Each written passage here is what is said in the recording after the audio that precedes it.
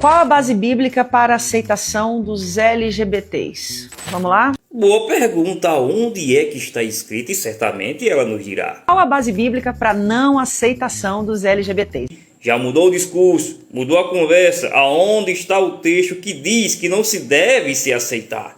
Onde diz que não se deve aceitar, tem alguns textos. Aí você vai me falar 7 textos bíblicos, Levíticos, Coríntios, Romanos, Apocalipse, blá blá blá, ok. Então ela diz que todo cristão que discorda do ponto de vista dela é porque fez uma interpretação da Bíblia de forma equivocada, usando as suas próprias ideias. Porém, tudo que ela tem para argumentar contra os textos que diz que é proibido é o blá, blá, blá, blá. Só que existe o chamado exegese. Exegese é quando você interpreta o texto segundo a sua própria compreensão, o que significa que é errado, porque o correto é quando você faz a exegese.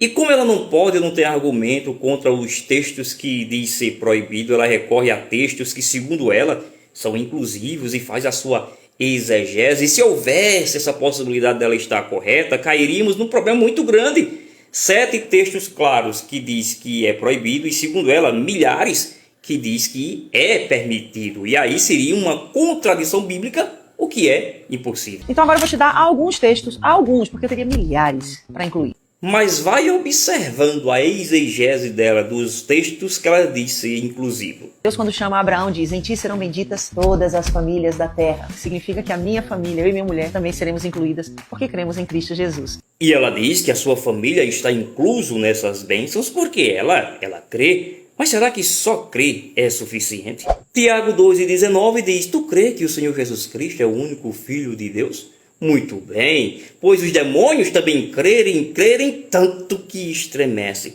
Será que esses demônios também são benditos? Será que são abençoados pelo fato de crer no Senhor Jesus Cristo e crer muito mais do que eu que estremece? Você nunca alcançará a bênção de Abraão pelo simples fato de crer, mas se creres e obedecer, é a promessa do Senhor Jesus Cristo. Jesus deixou muito bem claro com uma multidão incontáveis de crentes, não de incrédulos, mas de crentes, vão para o inferno. Eu tenho certeza que todos esses dizem ser abençoados e benditos, que têm a fé de Abraão, que são filhos de Abraão, que são homens e mulheres de Deus. De nada adianta você crer em Cristo e viver na prática da iniquidade condenada pelas Escrituras.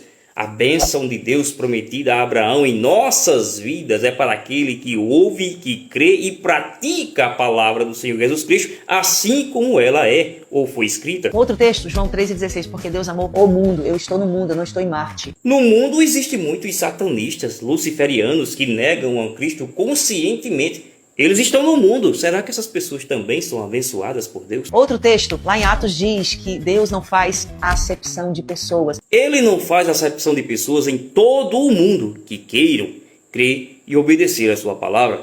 Muitos são chamados, todos são chamados e poucos escolhidos. Mas qual será o critério para Deus escolher entre todos os chamados os seus escolhidos? Será que ele faz alguma acepção de pessoa para separar esses seus escolhidos? Cristo responde. Ele responde dizendo que todo aquele que ouve a sua palavra e pratica, esses são os prudentes, mas aqueles que ouvem e as não cumprem, esses são insensatos, são imprudentes, são nércios. E os irmãos conhecem bem a história da igreja que é imprudente, que é nércia, que é louca, que vai todos para o inferno. Será que todo mundo, todos os cristãos que discordam da senhora estão errados e só a senhora está certa? Se eu fosse a senhora, eu fazia uma revisão na sua exegese.